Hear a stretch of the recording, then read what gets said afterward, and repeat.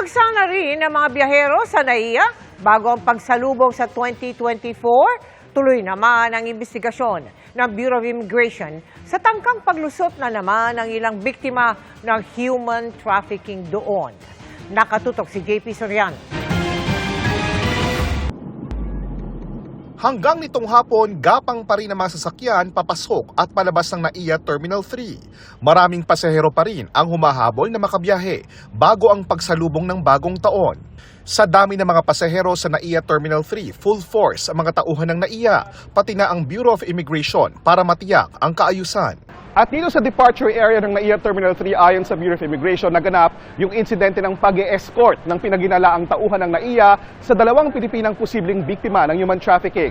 May suot siyang all-access pass ID, pero inaalam pa raw ng mga otoridad kung totoo nga ba ang naturang ID, pati na ang pagkakakinlanlan ng lalaki at kung empleyado nga ba siya ng NAIA. Nabuking ang modus matapos maudlot ang biyahe pa Bangkok, Thailand ng dalawang Pilipina na nagpanggap umanong turista pero kalaunay umamin sila na papunta sa Dubai, UAE matapos pumatol sa alok na trabaho ng illegal recruitment agency bilang kasambahay o household service worker. Ngayon po ang NBI ay nagko-conduct ng investigation as to the identity of this person at kung ano po ang ginagawa niya doon sa immigration area assisting itong mga victims of human trafficking and illegal recruitment.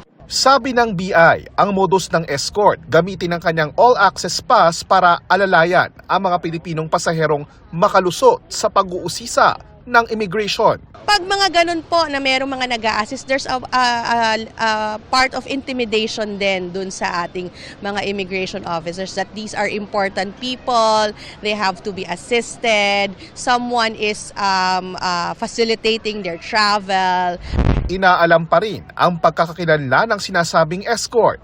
Sabi pa ng BI, may mga indikasyon na posibleng may kasabwat ang nag-escort sa mga biktima ng human trafficking.